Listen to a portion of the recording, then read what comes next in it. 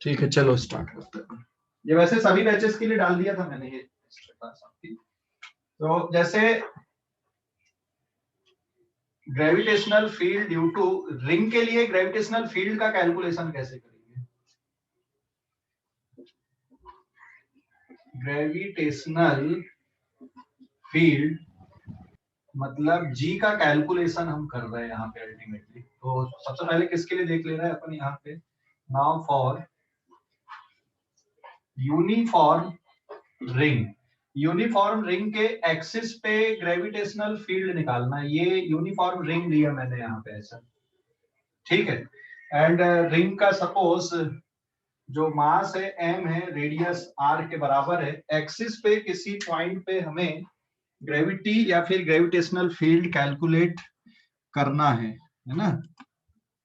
Gravity या फिर gravitational field एक ही बात है। यूनिफॉर्म रिंग के कारण at any point on axis पे, तो मान लो मैंने यहाँ पे कोई पॉइंट पी लिया एक्सिस पे, और इस पॉइंट पे हमें रिंग के कारण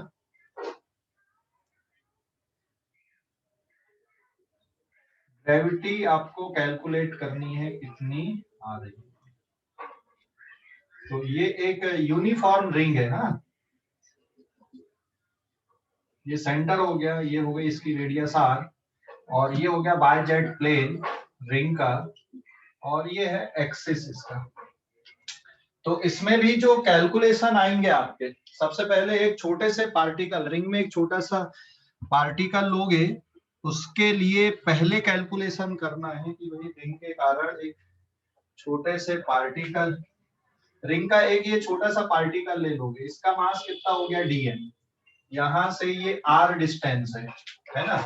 तो इसके कारण जो ग्रेविटी आएगी वो इधर पे आएगी, बराबर है। और इसके इस छोटे से पार्टिकल के कारण जो ग्रेविटी है यहाँ पे, it is now d into G vector लिखूंगा मैं, क्योंकि टोटल ग्रेविटी नहीं है ये। और ये यहाँ से x डिस्टेंस पे, और एंगल कितने डिग्री का बन रहा है यहाँ पे, थीटा डिग्री का एंगल बन रहा है, समझ गए ना। तो ये छोटे से पोर्शन के कारण ग्रेविटी इधर आएगी dg, इनफाइनाइट स्मॉल ग्रेविटी। ऐसे ही यहाँ पे ये नीचे के पोर्शन के कारण अगर देखोगे बिल्कुल सिमेट्रिक अपोजिट में, तो यहाँ पर के कारण भी ये डिस्टेंस भी r है, इसके कारण भी ग्रेविटी यहाँ पे इधर पे रहेगी, it is also dg vector, और ये एंगल भी थीटा डिग्री का रहेगा। तो अब आप अगर इसको रिजॉल्व कर लेते हो ये वाली ग्रेविटी को यहाँ पे, तो इसका एक कंपोनेंट ये हो जाएगा, it is dg sign theta, और इसका नीचे का भी कंपोनेंट हो जाएगा dg साइन थीटा, और ये जो x ये वाले कंपोनेंट आएंगे इसके, ये है dg cos थीटा, और इसका भी dg cos थीटा।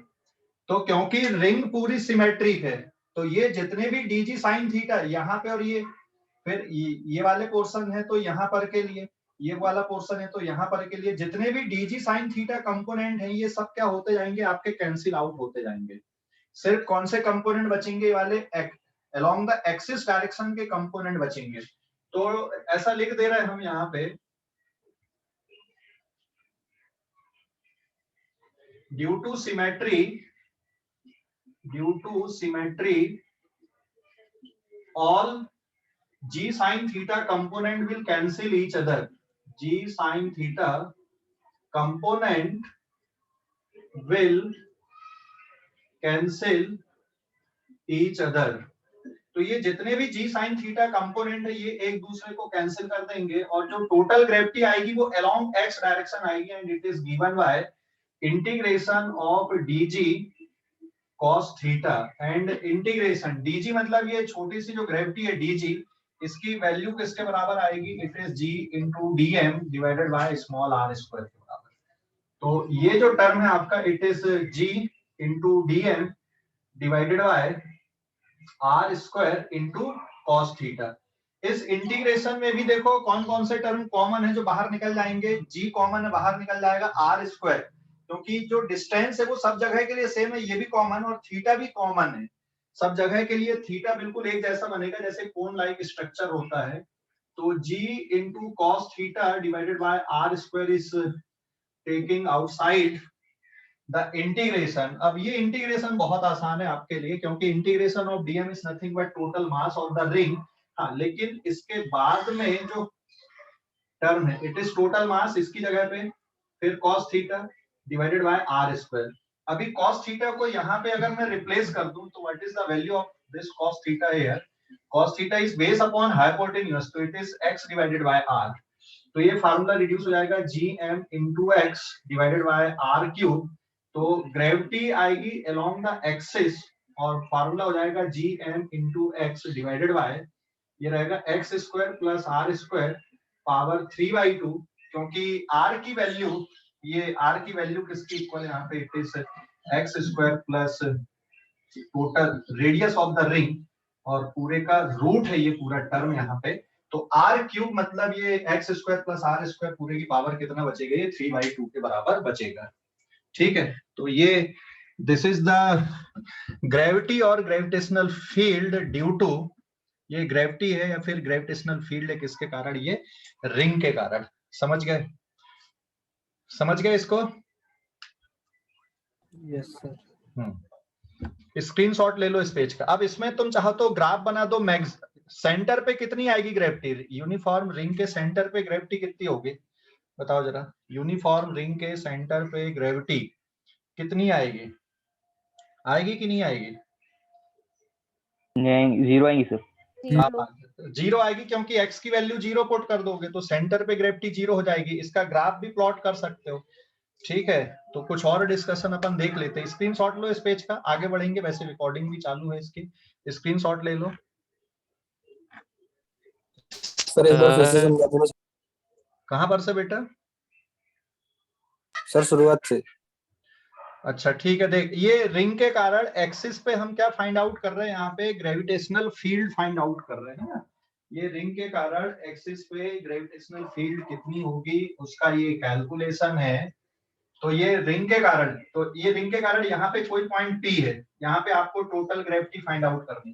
तो रिंग कंटिन्यूअस बॉडी है, तो इसलिए क्या करोगे? छोटे से पार्टिकल के लिए पहले ग्रेविटी निकालोगे। तो ये छोटे से पार्टिकल के कारण जो ग्रेविटी आएगी वो dg, और dg की वैल्यू कितनी रहेगी? d मतलब इनफाइनाइट स्मॉल है ना, g इंटू dm अपॉन कितना? r स्क्वायर के बराबर। समझ गया? समझ गया रवि? Yes sir. हाँ, और फिर जैसे यहाँ पे आपने डीएम लिए वैसे डीएम यहाँ ले ले, तो उसके लिए भी ग्रेविटी इस साइड आएगी। यहाँ पे डीएम है तो उसके लिए ग्रेविटी ऐसी आएगी। इसको रिजॉल्व कर लो ये वाली ग्रेविटी की, तो ये वाला कंपोनेंट डीजी कॉस थीटा और ये वाला कंपोनेंट हो जाएगा डीजी साइन थीटा। ऐसे ये नीचे वाले को रिजॉल्व करोगे तो ये डीजी साइन थीटा, ये डीजी कॉस थीटा। तो सिमेट्री के कारण जितने भी डीजी साइन थीटा हैं, ये सारे के सारे टर्म क्या हो जाएंगे? DG sine theta component will cancel each other. तो जो टोटल ग्रेविटी बचेगी वो सिर्फ ये वाले डायरेक्शन के कारण बचेगी अलोंग द एक्सिस, इसलिए मैंने gx लिख दिया। And it is integration dg cos theta. And dg की वैल्यू किसकी इक्वल है? ये dg की वैल्यू यहाँ पे मतलब dg मतलब ये छोटे से पार्टिकल के कारण कितनी ग्रेविटी है। तो dg की वैल्यू हमने यहाँ पे पुट कर दिए, g into D M upon R square into cos theta. और अब इसको इंटीग्रेट कर दोगे तो जो कांस्टेंट है वो बाहर निकल जाएंगे, क्योंकि ये डिस्टेंस भी कांस्टेंट है इसलिए ये भी बाहर आ गया। थीटा भी कांस्टेंट रहेगा पूरे रिंग के लिए, है ना। पूरे रिंग के लिए जितने भी थीटा बन रहा है वो सब कांस्टेंट ही आएंगे, तो वो भी बाहर आ जाएगा। तो इंटीग्रेशन में सिर्फ डीएम बचेगा, और इंटीग्रेशन में अगर सिर्फ डीएम बचेगा तो वो बहुत आसान इंटीग्रेशन है। ठीक है, अभी समझ गए? तो जो फार्मूला है वो रिड्यूस होकर इस तरह का बचा। तो स्क्रीनशॉट लो इस पेज का, आगे बढ़ेंगे अपन। स्क्रीनशॉट ले लो, ले लिए?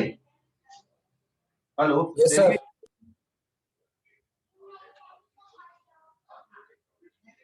अब ये जो रिजल्ट आया है, रिमेंबर दिस रिजल्ट। अब मैं इसको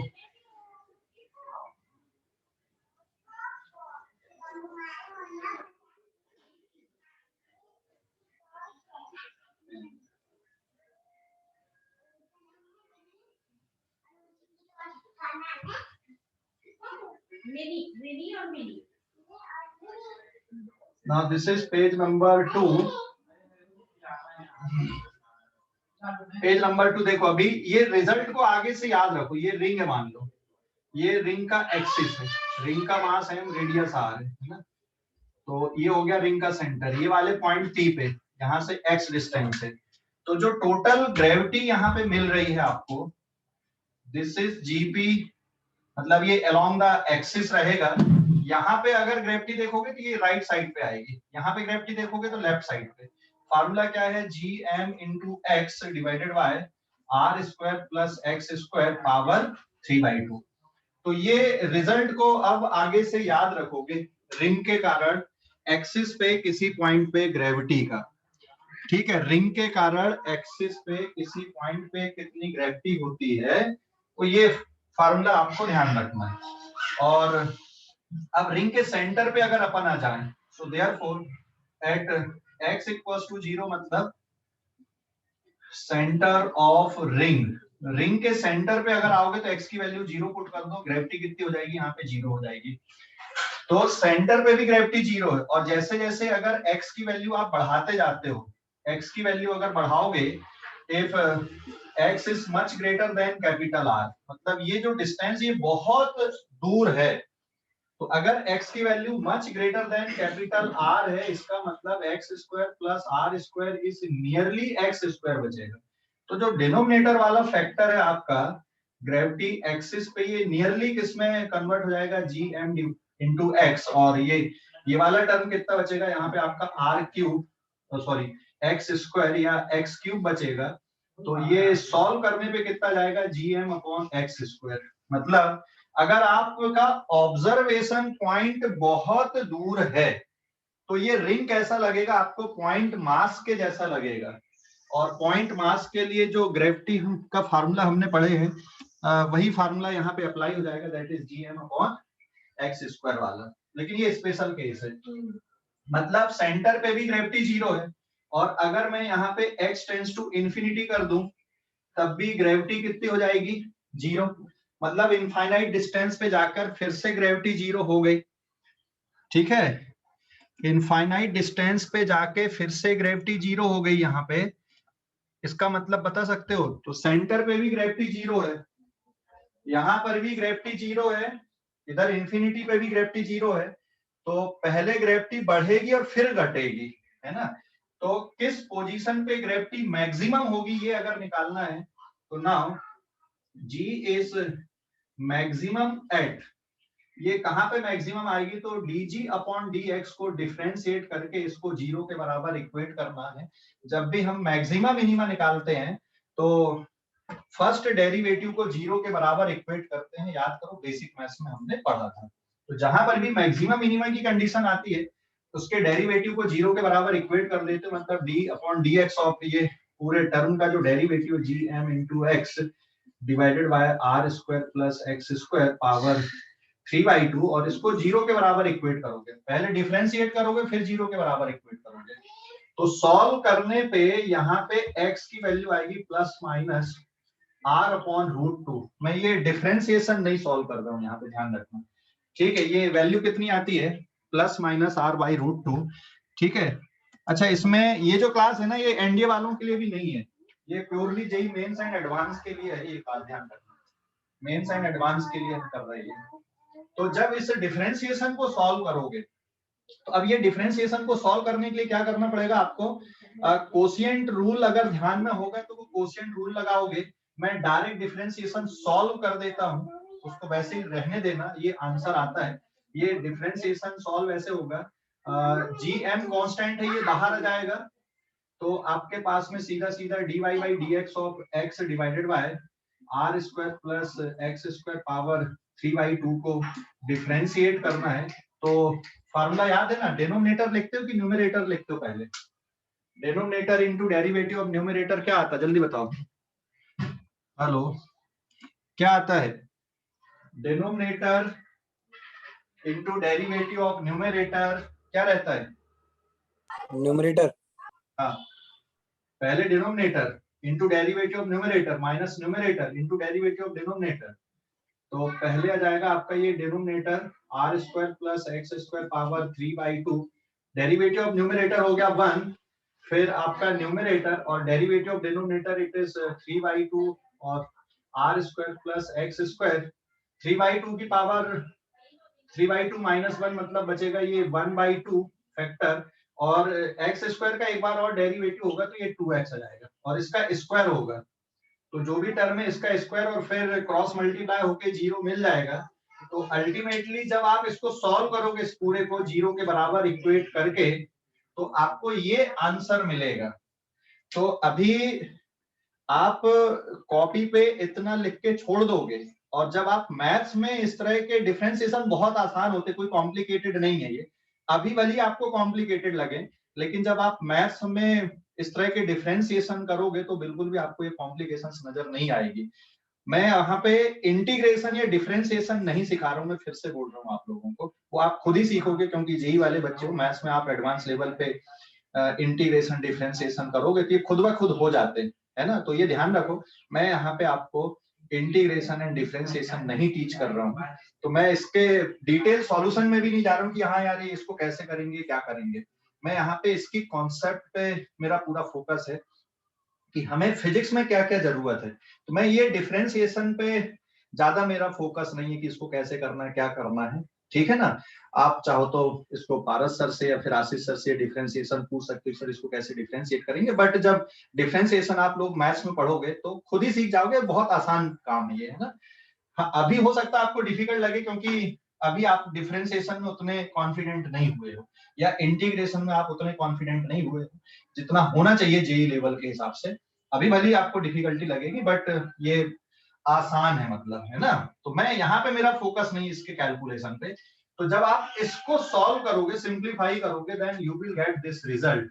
एक्स की वैल्यू कितना, प्लस माइनस आर बाई √2 के बराबर ये बचता है, ये जो कैलकुलेशन है आपका, ठीक है, ये प्लस माइनस आर बाई √2, क्योंकि इसको जब सॉल्व करोगे तो यहाँ पे पावर 1/2 वाला फैक्टर आपका कट जाएगा, तो यहाँ पे एक ये 2 से ये 2 फैक्टर और कट गया, तो ये कितना बचेगा तुम्हारे पास, R square plus X square and then minus 3x square of R square. ये पूरा टर्म आपका गायब हो गया है क्योंकि रूट निकाल के 0 से इक्वेट कर दोगे तो ये टर्म आपका 0 बचेगा एंड ये हो जाएगा आपका -2x स्क्वायर और फिर ये वैल्यू आपकी निकल के आएगी।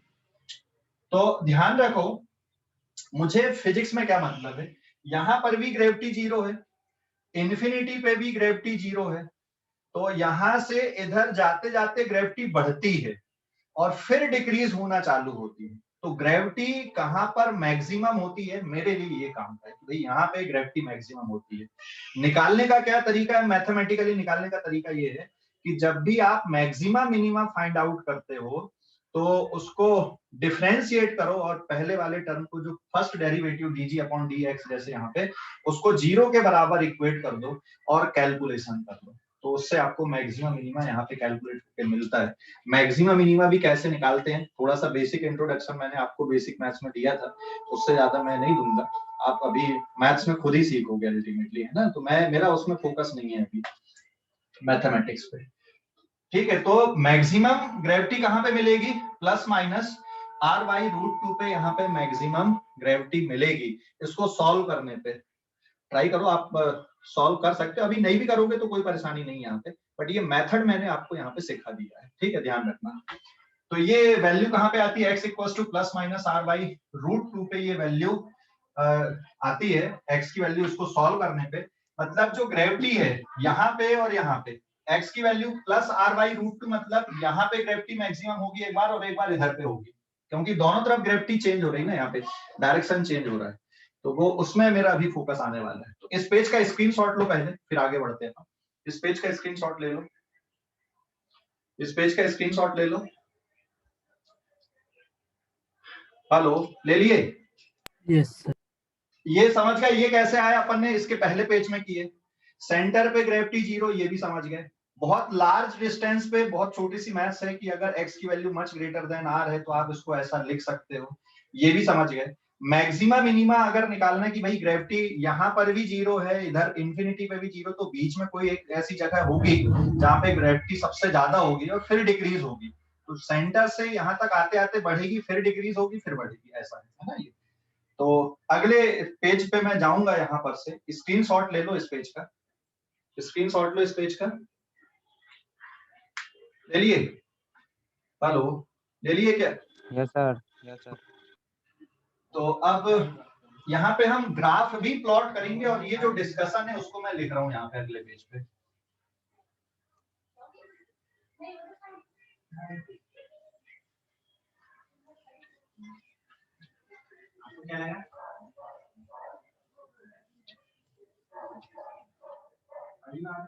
Now this is page number 3। इस पे देखो, अभी ये रिंग हमने लिया है ना, रिंग का मास है m, रेडियस है r, ये इसकी रेडियस, ये सेंटर, ये रिंग का एक्सिस। तो इस साइड पे रिंग के आप इधर हो तो ग्रेविटी इस साइड पे मिलेगी आपको, this is the direction of gravity. और ये कितना डिस्टेंस है x, है ना, ये P पॉइंट पे। और ग्रेविटी का जो फार्मूला आ रहा है, it is gm into X divided by r square plus x square power 3/2 है ना।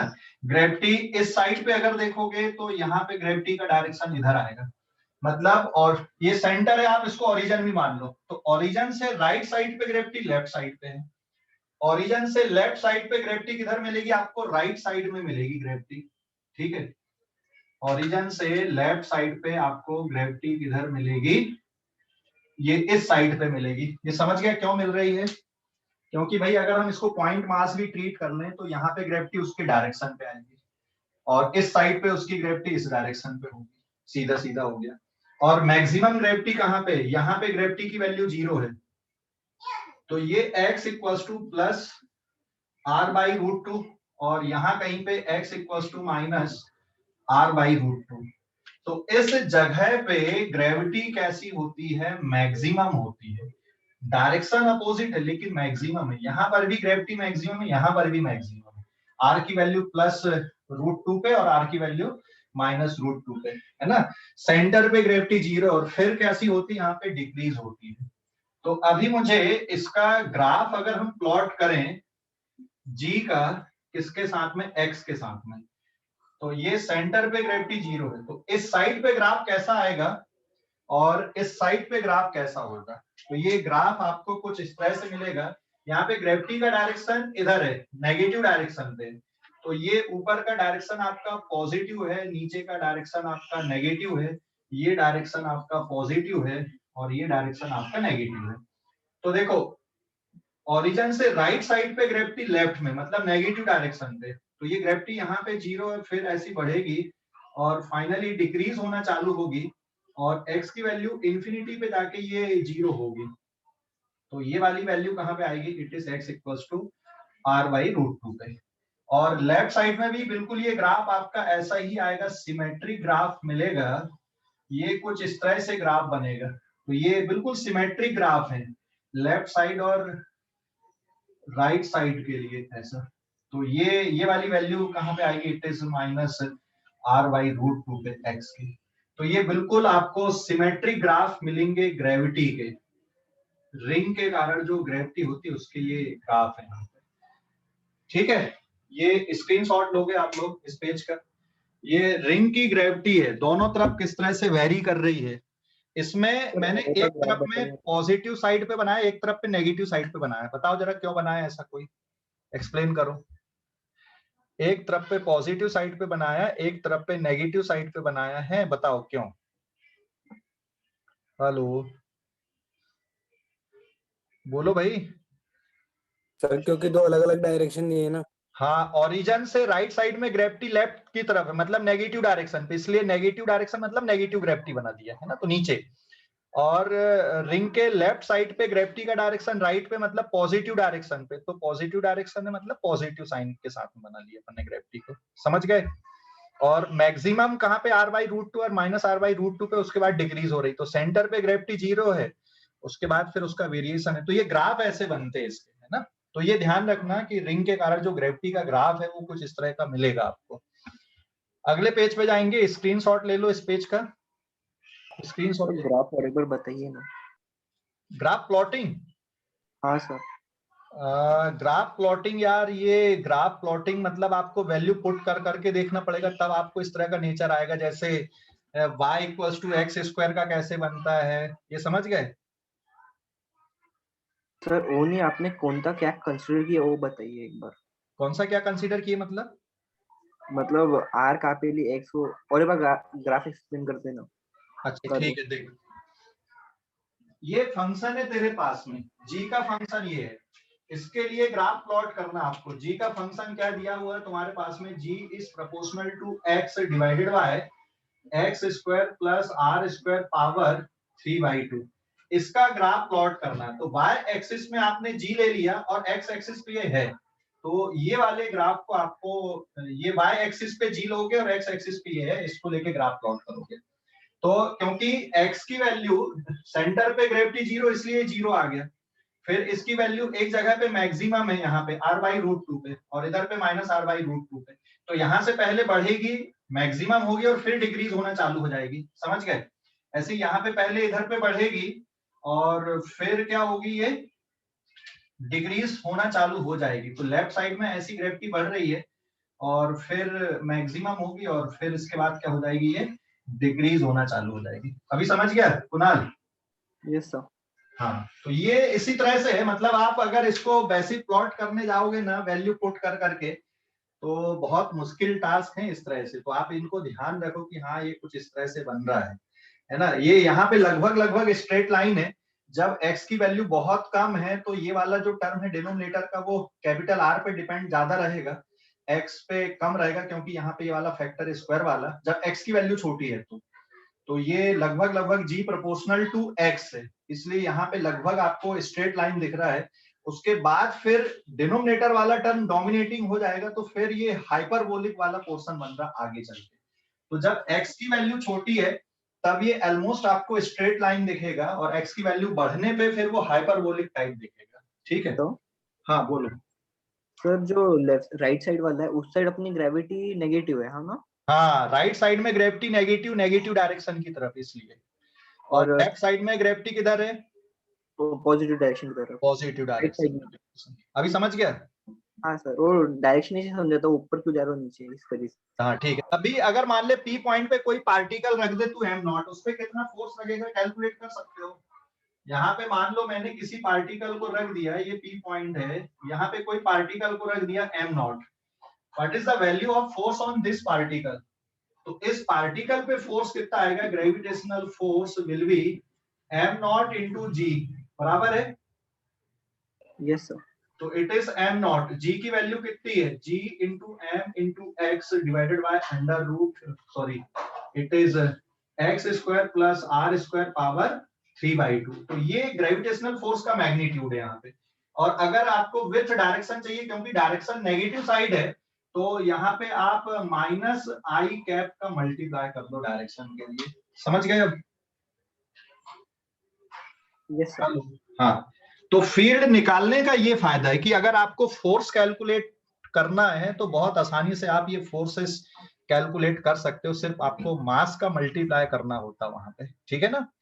स्क्रीनशॉट ले लो इस पेज का, इस पेज का स्क्रीनशॉट ले लो,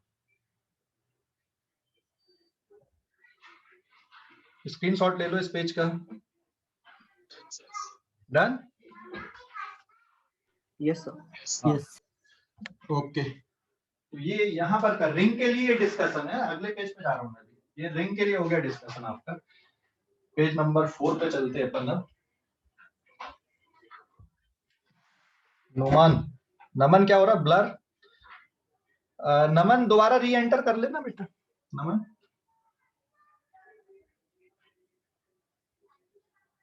ना अगले पेज पे आ रहे हैं हम, पेज नंबर 4 पे है। तो ये हो गया रिंग के लिए। अगर डिस्क के लिए कैलकुलेशन करना है तो कैसे करोगे? डिस्क के लिए एडवांस में क्वेश्चन बनते हैं इस तरह के। डिस्क के लिए कैलकुलेशन करना है तो ये कैलकुलेशन कैसे करोगे? अब डिस्क के लिए, रिंग के लिए पोटेंशियल मैंने ऑलरेडी कैलकुलेट कर लिया, तो मैं पोटेंशियल यहाँ दोबारा कैलकुलेट नहीं करूंगा। अगर आपको डिस्क के लिए कैलकुलेशन करना है, ये किसके लिए निकाल रहे हैं अपन, due to uniform disc, uniform disc के लिए कैलकुलेशन करना भी सेकंड पॉइंट अपना। तो डिस्क का जो शेप है वो कुछ इस तरह का ले लिया अपन ने। ये डिस्क हो गई। At any point on axis, axis पे निकालना बेटा डिस्क के लिए। तो डिस्क के एक्सिस पे किसी पॉइंट पर ग्रेविटी कैसे कैलकुलेट करोगे? डिस्क का मास m है, रेडियस कैपिटल R है, ठीक है। तो अगर आपको यहाँ पे ग्रेविटी निकालनी है तो सबसे पहले डिस्क में आप एक छोटा सा रिंग के लिए निकालो। ये रिंग के लिए हमें पता है R, और रिंग की जो थिकनेस है ये dr है। तो रिंग के लिए हमने ऑलरेडी कैलकुलेशन किया हुआ है, तो आपको पहले रिंग के लिए निकालना पड़ेगा। और जो रिंग है इसकी विड्थ dr है, यहाँ से x डिस्टेंस हो गया ये वाला, और ये वाला जो डिस्टेंस है ये स्मॉल r, ये x, ये वाला डिस्टेंस सपोज मैं क्या ले लूं यहाँ पे, it is in YZ plane, और ये आपका x एक्सिस हो गया। And suppose this distance is a here, ठीक है। तो ये जो a की वैल्यू आएगी it is r square plus x square power 1/2 बचेगा। और इस रिंग के कारण इस रिंग का मास यहाँ पे मैं ले लूं dm, पूरी रिंग का इतनी जगह का, तो इस पूरे एनुलर रिंग का जो मास आएगा ये m upon pi r square पूरे एरिया के लिए, इंटू रहेगा 2 पाई इंटू स्मॉल r, और फिर dr के बराबर 1। मैं दोबारा एक्सप्लेन करता हूँ इसको। तो ये रिंग के कारण जो ग्रेविटी बनेगी वो इधर पे बनेगी। तो रिंग की ग्रेविटी का formula g into D M into X divided by, अब ये फार्मूला जाएगा यहाँ पे r square plus X square power 3/2। तो डिस्क के लिए ग्रेविटी निकालना मतलब रिंग से शुरुआत करना है, क्योंकि जो डिस्क है वो बहुत सारी कंटिन्यूअस रिंग से मिलकर बना है ना, ये बहुत सारी रिंग से मिलकर बना है। तो रिंग के लिए अगर डिस्क के लिए ग्रेविटी निकालना तो रिंग से शुरुआत करनी पड़ेगी। जैसे रिंग के लिए ग्रेविटी आपको पता है, ये फार्मूला आपने रिंग के लिए लिखा, तो अब ये पूरी रिंग का मास है m। तो अब इस मास को कैसे रिप्लेस करोगे, ध्यान देना, पूरा पाई r स्क्वायर का मास है कैपिटल M, तो 1 यूनिट का मास हो जाएगा m upon pi r square, और इस वैल्यू को मैं सिग्मा लिख दे रहा हूं यहाँ पे, that is areal mass density इसको बोलते हैं। मास पर यूनिट एरिया मतलब एरिया मास डेंसिटी कहलाता है, ठीक है। तो अगर आपको ये वाले पोर्शन का एरिया, ये वाले पोर्शन का जो एरिया ये डीए, और डीए मतलब सरकमफ्रेंस हो गई 2 पाई r, और इसकी विड्थ हो गई dr के बराबर। बेसिक मैथ्स में पढ़े थे, याद होगा आपको बेसिक मैथ्स में। अगर मैं इस रिंग को यहाँ पे खोल दूं तो ये रिंग की जो लेंथ है ये किसके बराबर देखेगी आपको, 2 पाई r के बराबर देखेगी, और 2 पाई स्मॉल r, और इसकी जो विड्थ है ये किसके बराबर देखेगी आपको, dr के बराबर। तो ये एक प्रकार से इस रिंग को खोलोगे तो रेक्टेंगुलर स्ट्रिप यहाँ पे आपकी बनेगी, और इस रेक्टेंगुलर स्ट्रिप का एरिया कितना हो जाएगा, लेंथ इंटू ब्रेथ, मतलब 2 पाई r इंटू dr के बराबर बनेगा, है ना। तो अगर मुझे यहाँ पे dm का मास लेना है कि भाई ये जो dm पार्ट है इसका मास कितना लिखे अपन, ये वाले पोर्शन का जो मास है, ठीक है, इस dA एरिया का जो मास आएगा it is m upon pi r square into dA आप लिख सकते हो, that is equals to dm। तो फिर जो dm मास है it is given by total mass upon pi r square, और dA की वैल्यू हो जाएगी 2 पाई r इंटू dr, और ये dg है। तो टोटल ग्रेविटी अगर आपको निकालना तो इसको इंटीग्रेट करोगे ये वाले टर्म को, g into dm into x divided by r square plus x square power 3/2, और इसमें dm की ये वाली पूरी वैल्यू यहाँ पे पुट करोगे। उसके बाद लिमिट कहां से कहां तक लोगे, है ना, तो लिमिट आएगी स्मॉल r की वैल्यू 0 से चालू होगी और कैपिटल R तक जाएगी। तो वेरिएबल यहाँ पे स्मॉल r है, तो r की वैल्यू 0 से चालू होकर कैपिटल R तक जाएगी इस इंटीग्रेशन में। मैं फिर से ये इंटीग्रेशन सॉल्व नहीं करूंगा, ध्यान रखना, आप लोग जगह छोड़ दोगे। ये मैंने मेथड आपको एक्सप्लेन किया है कि कैसे आप इंटीग्रेट करोगे, है ना। और अभी जैसे बुक में आपको अगर डायरेक्ट रिजल्ट दिए तो वो डायरेक्ट रिजल्ट यूज करके क्वेश्चन सॉल्व करने की कोशिश करना, चाहो तो आप इनको याद कर सकते हो, क्योंकि अल्टीमेटली कंपटीशन में भी ये इंटीग्रेशन करने में टाइम लगता है, ऐसा नहीं कि तुरंत हो जाएंगे इंटीग्रेशन, 1-2 मिनट लगते हैं। तो हमारी प्रैक्टिस ऐसी रहनी चाहिए कि जो इनके रिजल्ट हैं वो हमको याद रहें, कुछ केसेस के, क्योंकि ये सेम कॉन्सेप्ट आपको इलेक्ट्रोस्टैटिक में भी मिलने वाली हैं, इसलिए ये कुछ जो रिजल्ट हैं ये हमको डायरेक्ट लर्न रहने चाहिए। मेथड बताया कि कैसे सॉल्व करना है ना। अब ये आप इंटीग्रेशन सॉल्व करने के लिए आप जगह छोड़ दोगे, यहाँ पे मेथड समझ गए कि कैसे सॉल्व करना है इंटीग्रेशन। सर कंफ्यूज हो रहा है, कंफ्यूजन हो रहा है। हाँ बोल, क्या कंफ्यूजन है? सर ये डायग्राम में बहुत कंफ्यूज हो रहा है। देख डिस्क समझ गया, डिस्क समझ गया कि नहीं? हाँ डिस्क, सर डिस्क समझ गए। डिस्क के लिए अगर ग्रेविटी निकालनी है तो रिंग मानना पड़ेगा डिस्क में, एक छोटी सी रिंग जिसकी रेडियस कितनी है, स्मॉल आर है, जो रेड पेन से मैंने बनाया, समझा? हेलो? Yes sir. इसमें देखो आप लोग क्या करो ना, क्वेश्चन पूछो तो मैं उसका आंसर दूंगा तो तुम्हारे डाउट जल्दी क्लियर होंगे। मैं पूरा एक्सप्लेन करूंगा तो जल्दी क्लियर नहीं होंगे। आप लोग उसमें क्वेश्चन आंसरिंग करो कि सर ये क्यों लिखे अपन ने, है ना, तो वो जल्दी समझ में आएगा। हेलो सर ये जो रेड पेन रेड मार्कर से अपने बनाए हुए अंदर में हाँ, ये डिस्क डिस्क आपकी पूरी कंप्लीट है।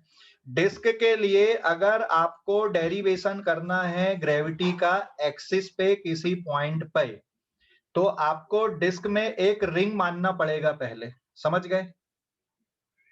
Yes sir. रिंग के लिए निकालना था तो रिंग में एक छोटा सा पार्टिकल डीएम लेके किए थे, डिस्क का एक छोटा सा पार्टिकल क्या बनेगा, रिंग बनेगा। तो इस तरह से आपको आगे प्रोसीड करना पड़ेगा डेरिवेशन करने के लिए, समझ गए? हाँ सर समझ गए। हाँ, तो यहाँ पे एक आपको रिंग मानना पड़ेगा, तो जो रिंग है ना उसका मास डीएम है यहाँ पे, और उसका एरिया, रिंग को आप खोल दोगे तो उसकी लेंथ बनेगी 2 पाई आर और विड्थ रहेगी डी आर के बराबर। तो उस रिंग का जो एरिया बन रहा है यहाँ पे 2 पाई आर डी आर के बराबर बनेगा, क्योंकि पूरी डिस्क का जो मास है, मतलब पाई आर स्क्वायर का जो मास है वो कैपिटल एम है। तो 1 यूनिट का मास कितना हो जाएगा, M upon pi R square equals to sigma. समझ गया? Yes sir. सर सिग्मा क्यों लिखे? सिग्मा मतलब मैंने एक नया टर्म दे दिया यहाँ पे कि इसको बोलते हैं हम एरिया मास डेंसिटी। जैसे मास अपॉन वॉल्यूम होता है ना, तो वो वॉल्यूम डेंसिटी होती है। मास अपॉन लेंथ करते तो वो लीनियर मास डेंसिटी कहलाता है। मास अपॉन एरिया अगर हम कर रहे हैं तो वो एरियल डेंसिटी कहलाता है। समझ गए? Sir okay sir. Yes sir समझ गए। हाँ सर हाँ बोलो। सर वो डीए के बाद क्या क्या आपने वो डीए से बता? क्या बेटा? सर वो डीए के बाद कैसे क्या किलो बताना? ये वाला टर्म, ये हाँ ये देख, डीए का मतलब देख, टोटल एरिया का मास तेरा एम है, बराबर है 1 यूनिट का mass M upon pi R square, इसको सिग्मा मान लिया मैंने। तो अगर मुझे इतनी जगह के एरिया का मास लिखना है, ये वाले एरिया का मास, इस एरिया का मास डीएम है, तो डीए एरिया का मास मतलब ये M upon pi R square into क्या कर दोगे, डीए कर दोगे, और ये जो पूरा मास है इतना वाला टर्म ये डीएम के बराबर, मतलब ये रिंग का मास है। समझा अभी? Yes sir. समझा अभी कि नहीं? Yes sir. देखो इंटीग्रेशन नहीं पूछना, आप लोग जो कॉन्सेप्ट है वो पूछो। कहीं पर भी कोई दिक्कत हो रही है कि ये क्यों लिखे, इंटीग्रेशन तो आप लोग खुद ही सॉल्व कर लोगे आगे चल के, अपन अभी इंटीग्रेशन में नहीं पढ़ेंगे यहाँ पे, है ना, क्योंकि हाँ बोलो। सर फिर ये एरियल डेंसिटी हो गई ना? हाँ ये एरियल डेंसिटी हो गई अभी, ये this is the areal density, ठीक है। और सबसे बढ़िया है कि आप लोग कॉपी में साथ में लिखते चलो रफ वर्क, और वहां पे जो पूछते जा रहे डाउट वो उस डाउट को वहां लिखते चलो डायरेक्ट आप लोग अभी। तो जो एरियल डेंसिटी मतलब सिग्मा, यहाँ पे sigma is the areal density, है ना, आगे के लिए आपके लिए काम में आएगा। और जगह छोड़ देना, फाइनल रिजल्ट आप लोग बुक से देख के लिख लोगे, जगह छोड़ दोगे इंटीग्रेशन करने के लिए। वो इंटीग्रेशन आप लोग बाद में करना, अभी भी नहीं कर, अभी करने की जरूरत नहीं इंटीग्रेशन, क्योंकि आप अभी इंटीग्रेशन करने में टाइम वेस्ट नहीं करना अभी, है ना। मैथ्स में खुद ही सीखोगे तुम लोग इंटीग्रेशन डिफरेंशिएशन हायर ऑर्डर वाले, तो खुद ही बनने लगते हैं। अभी डायरेक्ट आपको रिजल्ट ध्यान रखना है यहाँ पे कि कैसे आ रहा है, ठीक है। समझ गए? मेथड ध्यान रखना कैसे कर रहे हैं, समझ गया बेटा? और Yes, सर sir. लिमिट जो है वो कैपिटल आर मतलब पूरी रेडियस हो जाएंगी ना डिस्क की? हाँ कैपिटल आर मतलब पूरी रेडियस। अब लिमिट क्यों 0 से आर तक ले रहा है ये समझ गए क्या? लिमिट इंटीग्रेट करने में भाई टोटल ग्रेविटी निकालना है तो इंटीग्रेट करना पड़ेगा ना टोटल ग्रेविटी निकालने के लिए। Sir origin Yes, sir. 0 consider किया है ना, क्या क्या? ओरिजिन को 0 कंसीडर किया गया है ना, हाँ, इसलिए ओरिजिन को क्योंकि 0 की है, क्योंकि अगर आपको डिस्क बनाना है तो ये जो आर रिंग लिए आपने, ये कितनी रिंग लेना पड़ेगा यहाँ पे? आर रिंग आपको कितनी रिंग लेना पड़ेगा? ओरिजिन से लेके कैपिटल आर तक की रिंग बनाना पड़ेगा ना, D R D R D R D R D R वाली बहुत सारी इनफाइनाइट, समझ गए? Yes sir. Yes, sir. इसलिए अपन ने ऐसा किया अभी, समझ गए अभी कि नहीं? इंटीग्रेशन टर्म, फिर जो डीएम मास है, रिंग का मास डीएम लिए, वो समझ गए कि नहीं क्यों लिए अपन ने? ये इस पे कंसंट्रेट करो, डीएम क्यों लिखे अपन ने, इंटीग्रेशन पे मत सोचना अभी, इंटीग्रेशन के बारे में आप अभी ये जो टर्म हमने लिखा, जो कैलकुलेशन का तरीका हमने देखा, आपको अभी सिर्फ उसके बारे में ध्यान देना। उस पे कोई डाउट हो तो बोलो अभी यहाँ पे। हाँ सर वो थर्ड स्टेप समझी नहीं मेरे को। कौन सी वाली बेटा? थर्ड वाली? सर वो डीए वाली। अच्छा, डीए वाली स्टेप को एक बार और बता दूं? ठीक है, रुक जा, बता रहा हूं। इस पे देखो, ये पूरी डिस्क का मास m है, समझ गए? पूरी डिस्क का मास m है यहाँ पे। हेलो, समझ गए? Yes, sir. पूरी डिस्क का मास m है। तो अगर मुझे ये छोटी सी रिंग, ये वाली रिंग का एरिया dA मान लेंगे ना, ये समझ गए? ये जो रिंग मैंने इमेजिन किया है यहाँ पे, अज्यूम दिस रिंग, ये अज्यूम की है अपन ने यहाँ पे, अज्यूम रिंग, इसका एरिया dA मतलब 2 पाई r dr, ये समझ गए यहाँ तक? Yes sir. 2 पाई Yes, r sir. dr समझ गए या नहीं? Yes sir. हाँ, और इसके बाद में फिर अब इतने पोर्शन का जो मास है वो dm है, इसको लिखना है। तो देख, पाई आर स्क्वायर मतलब ये पूरी डिस्क का जो एरिया है वो पाई आर स्क्वायर है, पूरी डिस्क का मास कैपिटल एम है। तो इसकी 1 यूनिट का मास कितना आएगा? पाई आर स्क्वायर से डिवाइड कर दो। तो ये जो टर्म बन गया, इट इज एरियल डेंसिटी कहेंगे अपन इसको, एरियल डेंसिटी। अभी समझ गए कि नहीं? सिग्मा से नया टर्म डिनोट कर दिया मैंने। तो 1 यूनिट का मास आ गया आपका pi M upon pi R square. Clear हो गया अभी? Yes sir. तो अगर मुझे ये इतनी जगह का मास चाहिए, मतलब इतना एरिया डीए है, तो इतनी जगह के मास के लिए आप डीए यहां लिखोगे, तो 1 में डीए का मल्टीप्लाई अगर करोगे तो ये वाले टर्म पे भी डीए का मल्टीप्लाई करोगे ना। अभी समझा? Yes, sir. Yes sir.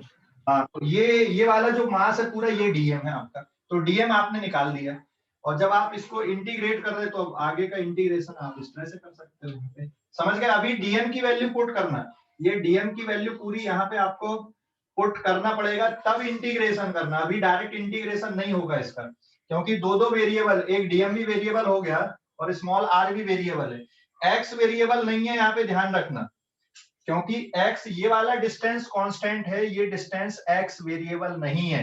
Variable क्या है? स्मॉल r, ये बदल रहा है।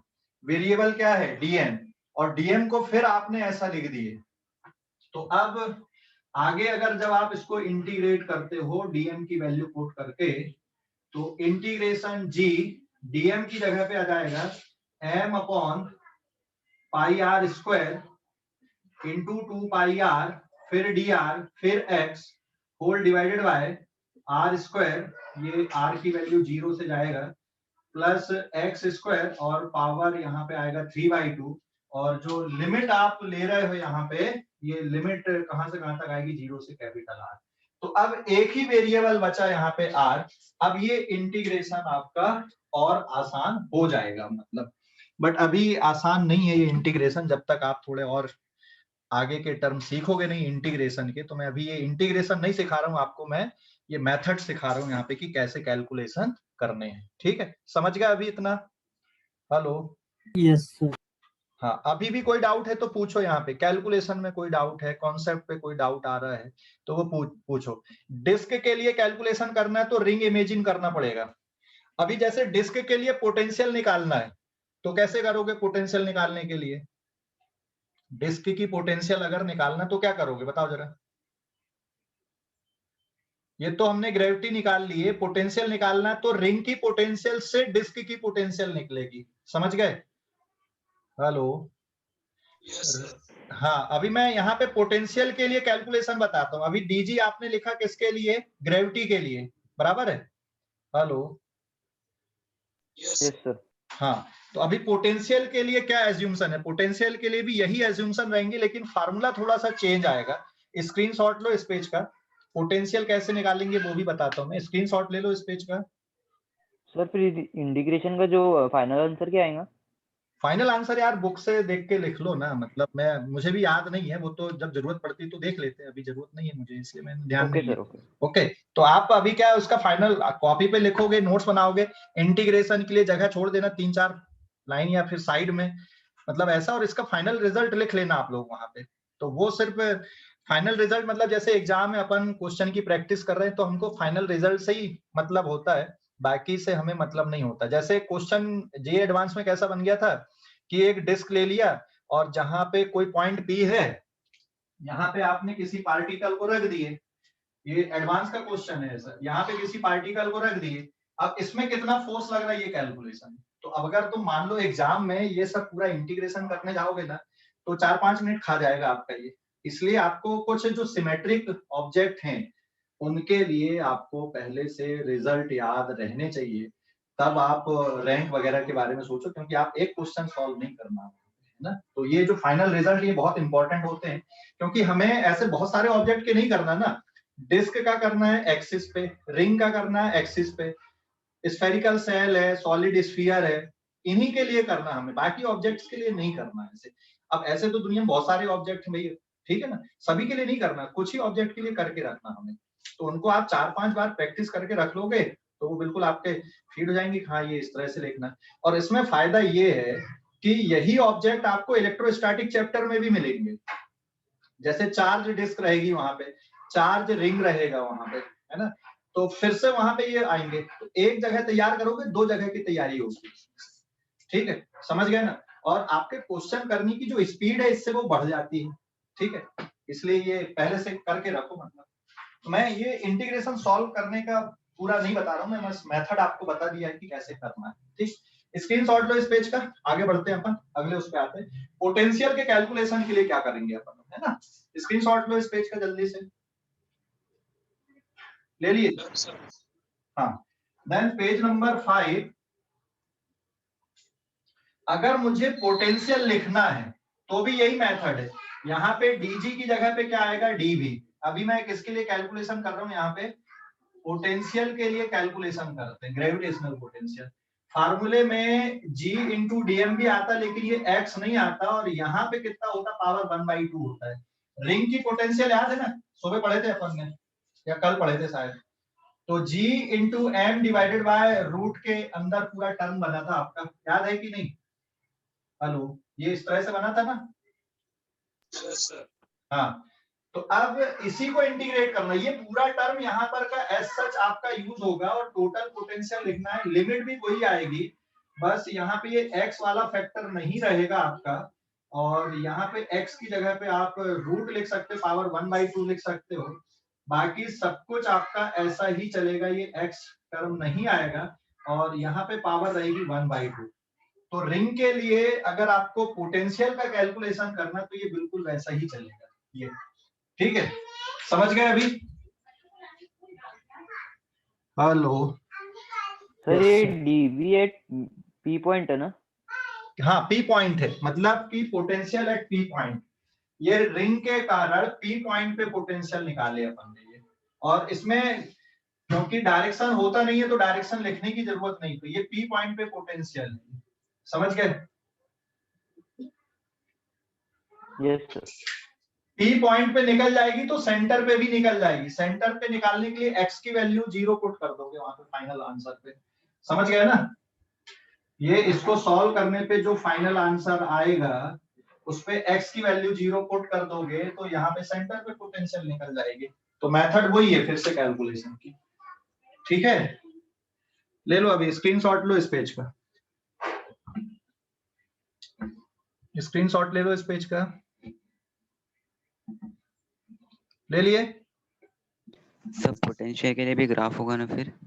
हाँ, ग्राफ तो सबके लिए बनेंगे, फील्ड के लिए बनेगा, पोटेंशियल के लिए बनेगा, बट इसके फंक्शन पहले पता होने चाहिए कि कैसे फंक्शन बनेंगे यहाँ पर भी, है ना? समझ गए? हाँ ओके सर। बिना उसके नहीं, वो तो हर चीज का आप ग्राफ प्लॉट कर सकते हो, बिना फंक्शन के ग्राफ कैसे प्लॉट करोगे? ठीक है, तो वो फंक्शन चाहिए होंगे हमको। ले लो अभी स्क्रीनशॉट लो, इस पेज पे आगे बढ़ते हैं, पेज नंबर 6 पे। ठीक है, हो गया क्या?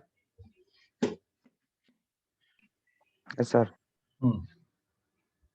Yes sir.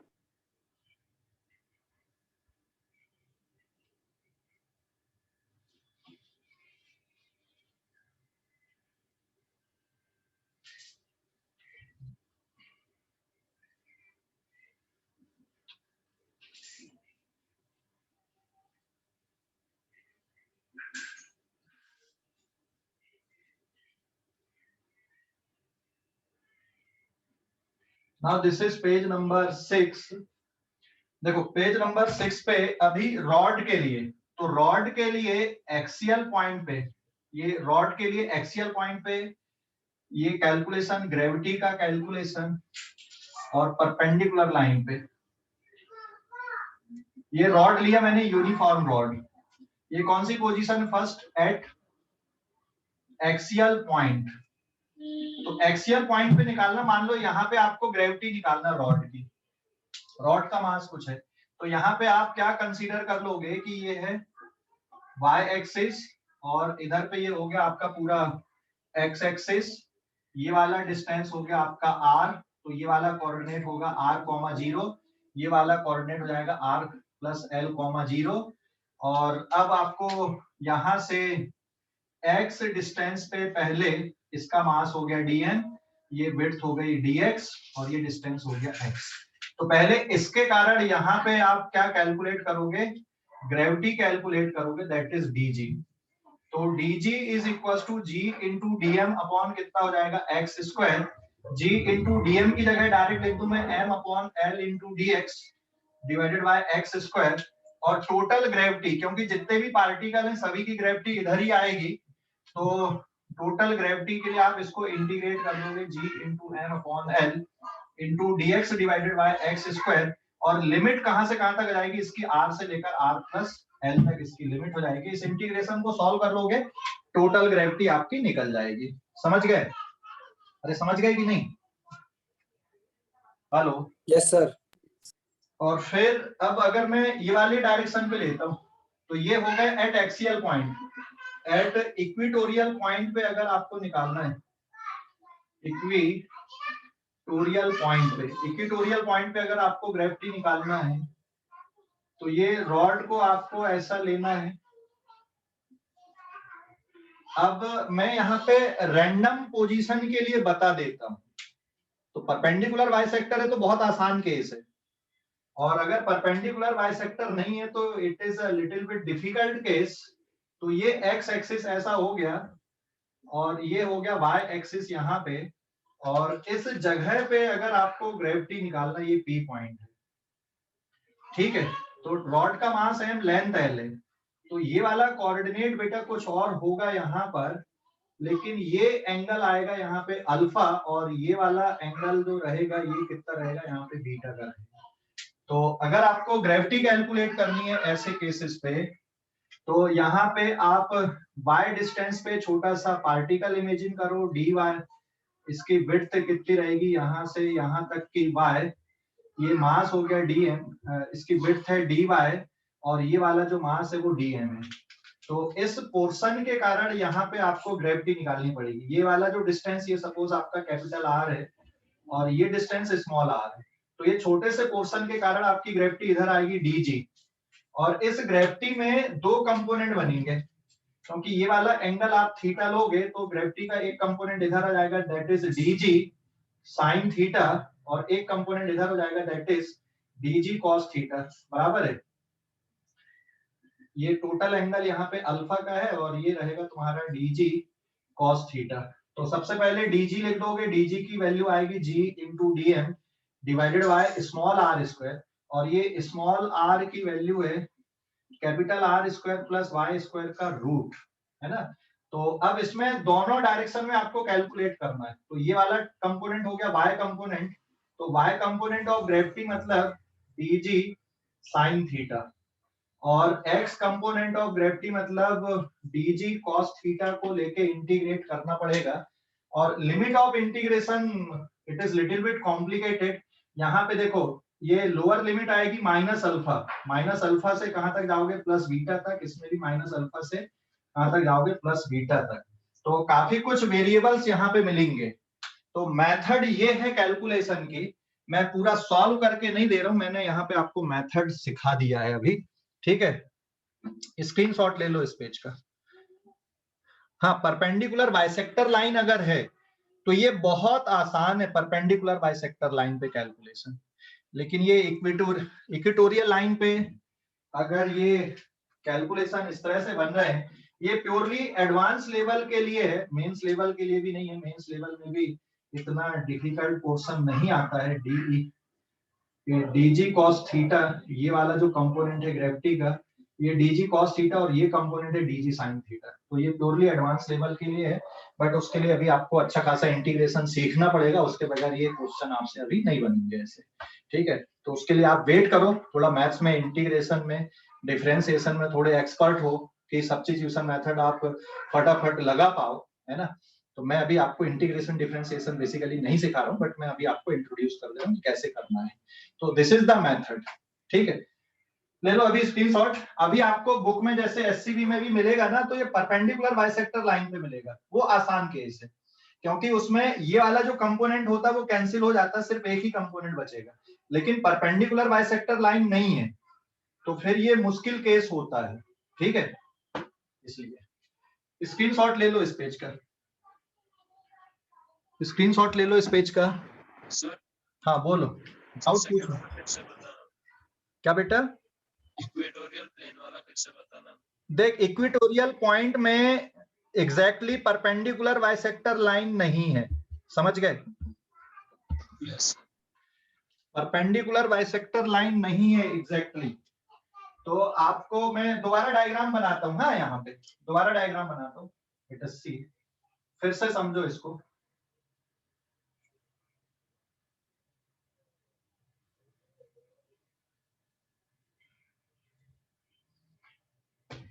इसको कैलकुलेट करने के लिए सबसे पहले तो आप ये रॉड ले लो इस तरह से, समझ गए? परपेंडिकुलर बाइसेक्टर सबसे आसान केस है इस पे।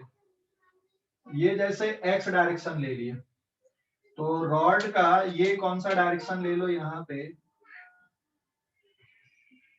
It is why direction. यहाँ पे आपको ग्रेविटी निकालनी है।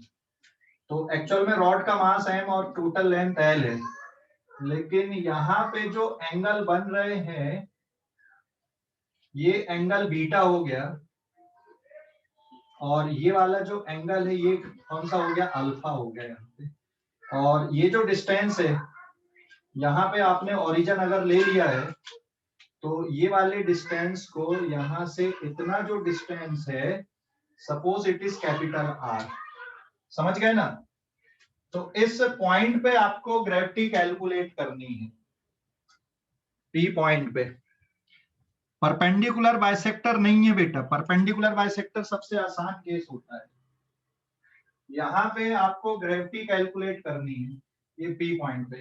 तो यहाँ पे आप पहले y डिस्टेंस पे छोटा सा पार्टिकल ले लो, इसकी विड्थ हो गई dy, मास हो गया dm, और ये डिस्टेंस हो गया स्मॉल r। यहाँ पे समझ गए?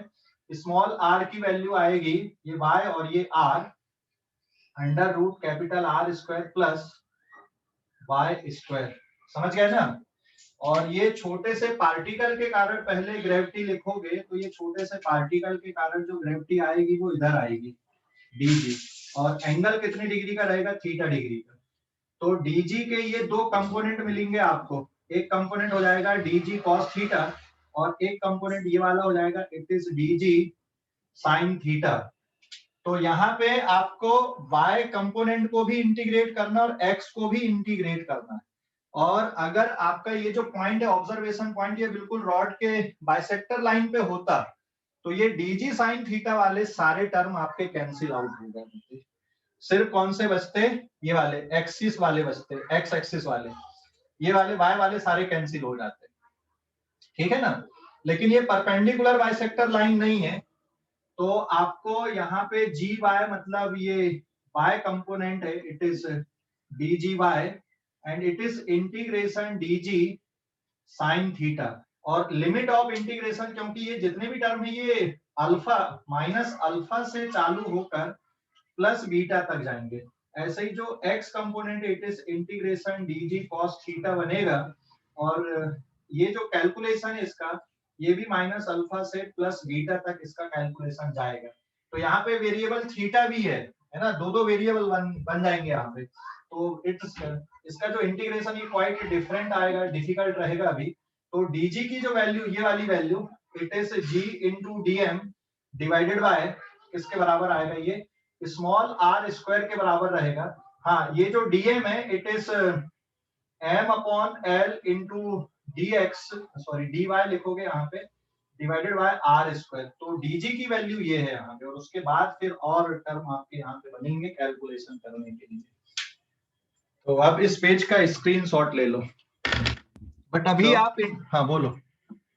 तो जो लिमिट में माइनस अल्फा लिया उसके डायरेक्शन के बीच से लिया गया है ना। हाँ, माइनस अल्फा इसलिए लिए क्योंकि आप देख, एंगल को भी हम पॉजिटिव और नेगेटिव एंगल लेते हैं कि नहीं लेते?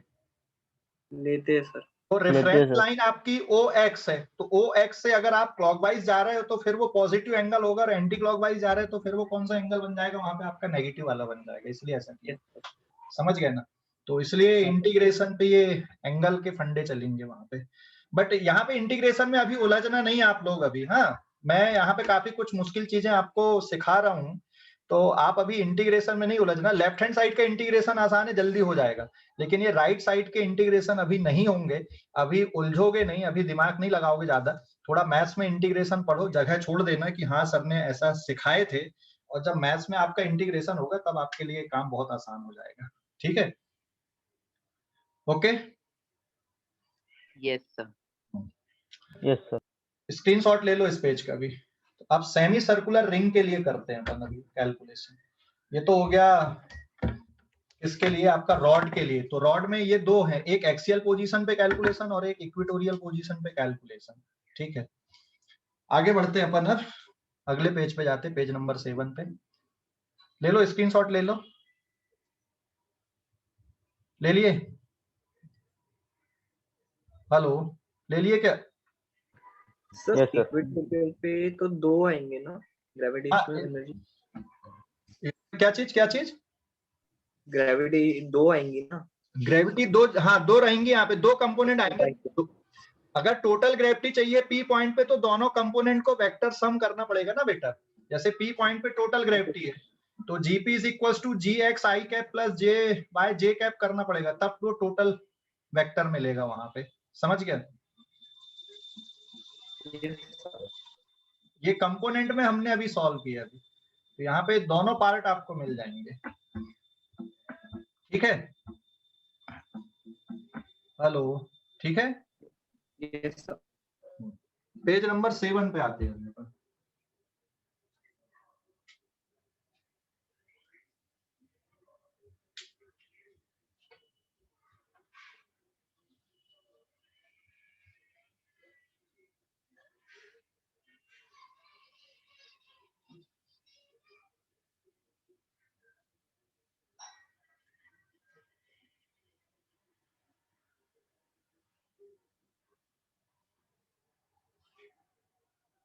अभी सेमी सर्कुलर रिंग के लिए कैलकुलेशन करते हैं।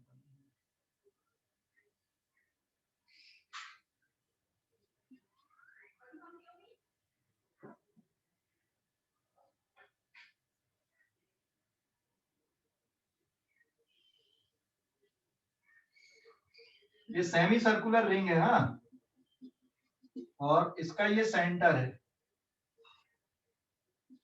तो ये y एक्सिस, ये x एक्सिस हो गया, इसका मास m और रेडियस r के बराबर है। ठीक है, ये सेमी सर्कुलर रिंग है।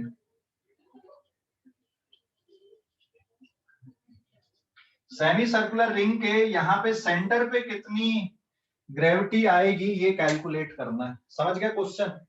सेमी सर्कुलर रिंग के सेंटर पे ओ पे कितनी ग्रेविटी रहेगी और कितनी पोटेंशियल रहेगी। तो पोटेंशियल का कैलकुलेशन सबसे आसान है।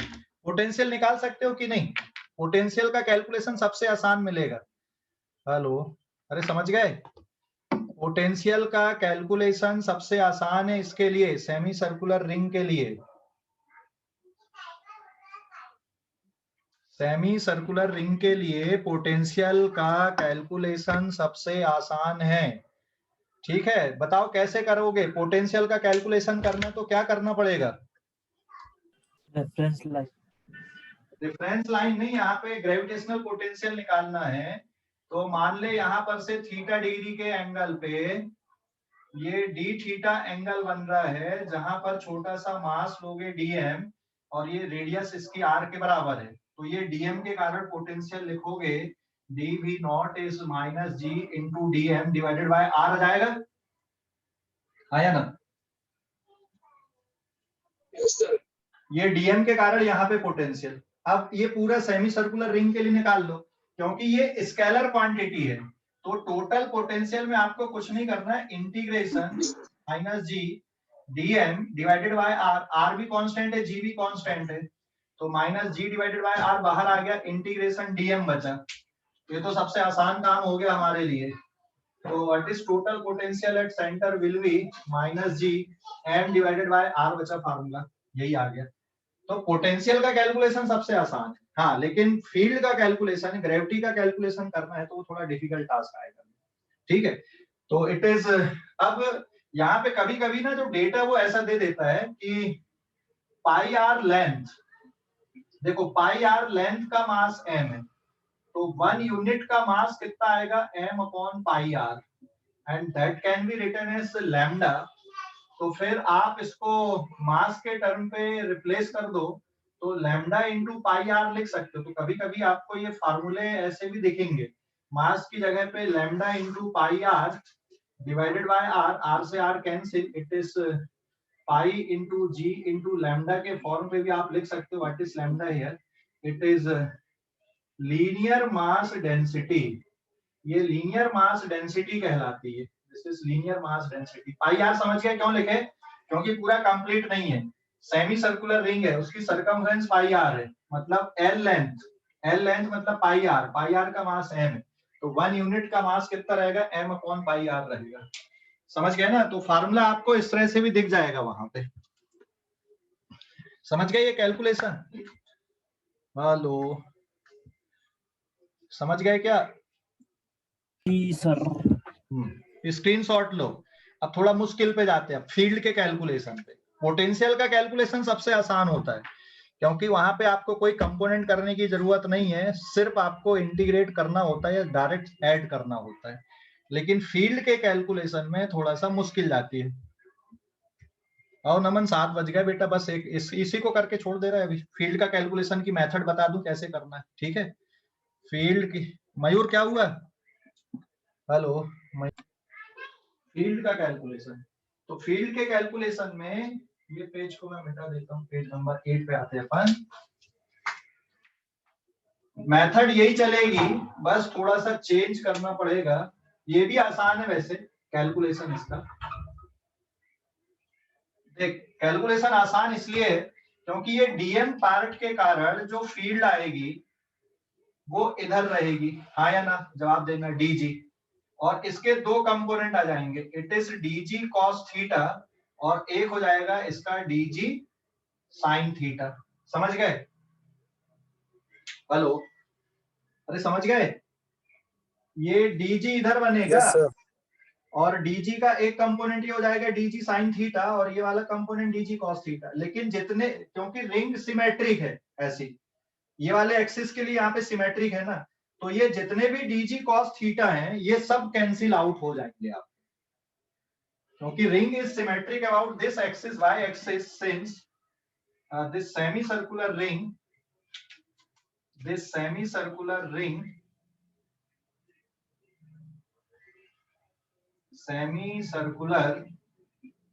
ring is symmetric about here y axis के लिए सिमेट्रिक है, इसलिए all dg cos theta will cancel, क्योंकि यहाँ पर dm लोगे तो वो dg cos थीटा इधर भी बनेगा इधर भी बनेगा, कैंसिल आउट हो जाएंगे। आपके पास में जो भी रिजल्टेंट आएगा वो dg sin थीटा के कारण आएगा, मतलब y डायरेक्शन पे। तो इट इज gy, मतलब ग्रेविटी अलोंग y डायरेक्शन आएगा, इंटीग्रेशन dgy, मतलब इंटीग्रेशन dg क्या रहेगा sin थीटा। अब ये जो dg है इसकी वैल्यू में अगर लिख दूं यहाँ पे तो dg की वैल्यू कितनी आएगी, dg is g into dm divided by capital R square. ठीक है, तो ये टर्म आपका कितना बचेगा, इंटीग्रेशन dg की जगह पे लिखोगे g into dm divided by R square into sine theta. इसमें कौन कौन से वेरिएबल दिख रहे हैं, देखो dm भी वेरिएबल है और थीटा भी वेरिएबल, ये थीटा भी बदल रहा है, तो दो वेरिएबल है यहाँ पे। तो अब ये दो वेरिएबल में से एक वेरिएबल में लेके आना, तो dm को लिखोगे। अब dm को कैसे लिखोगे, कोई सोच पा रहा है क्या, dm कैसे लिखा जाएगा, यहाँ पे dm को कैसे लिखा जाएगा, dm तो ये एंगल थीटा है, यहाँ पर की जो विड्थ है इसकी ये dl है, बराबर है। तो d थीटा की value arc length upon radius, तो फिर जो dm आएगा ये mass upon length into dl लिखोगे, तो since dm is equals to mass upon length into dl, mass upon जो टोटल लेंथ है ये है पाई r इंटू dl की वैल्यू आ जाएगी यहाँ पर r d थीटा, तो it is now r d theta, तो r से r कैंसिल, तो m into d theta divided by पाई बचेगा। तो अब हमारे पास में जो वेरिएबल आ रहे हैं dm की जगह पे क्या लिख दोगे, m into D theta divided bye कितना बच रहा है यहाँ पे अभी 1 मिनट कहाँ गया, g इंटू डीएम की जगह में m D theta upon pi whole divided by r square और फिर साइन थीटा। अब जो कॉमन है कांस्टेंट है उनको बाहर निकाल दो, pi into R square, limit आ जाएगी sine theta D theta integration में, और लिमिट देख थीटा की वैल्यू 0 से चालू होगी और 180 डिग्री तक जाएगी, तो लिमिट 0 से लेके पाई तक आ जाएगा। तो it is G M divided by pi R square, और साइन का इंटीग्रेशन आएगा माइनस कॉस थीटा, लिमिट 0 से पाई। ठीक है, तो ये ओवरऑल सॉल्व करने पे कॉस पाई की वैल्यू -1, तो ये टर्म आपका माइनस साइन अगर आप बाहर निकाल देते हो तो ये आंसर पूरा सॉल्व करने पे 2 फैक्टर में बचेगा, तो G M divided by pi R square into 2, तो ये फाइनल आंसर है इसका। ठीक है, रिंग के सेंटर पे फील्ड का ले लो स्क्रीनशॉट इस पेज का। सर ये dm equals to m upon l into dl कैसे आया? कौन सा बेटा? dm equals to m upon l। ठीक है, देख जो dm है ना, dm की जो विड्थ है वो dl के बराबर है, समझ गए? हाँ सर। और आप क्या करोगे, जो यूनिटरी मेथड अपन ने सीखा था कि टोटल लेंथ का मास m है, तो 1 यूनिट का मास m अपॉन l, तो dl का मास m upon l into dl, समझ गए? हाँ सर समझ गया। स्क्रीनशॉट ले लो इस पेज पर। तो आज भैया काफी कुछ मुश्किल चीजें पढ़े अपन ने, ध्यान रखना, थोड़ा प्रैक्टिस करो इनकी, है ना। अब आप अपना लेवल भी बढ़ाना चालू करो, अभी तक मैं इस तरह से नहीं ले रहा था, अब लेकिन जेई के लिए थोड़ा अलग से हमको और प्रैक्टिस करनी पड़ेगी, है ना, समझ गए? Hello, yes sir. हाँ, तो ये वीडियो मैं अपलोड कर दूंगा अभी क्लास के बाद में, आज के लिए इतना ही, ठीक है सर सर हाँ बोलो।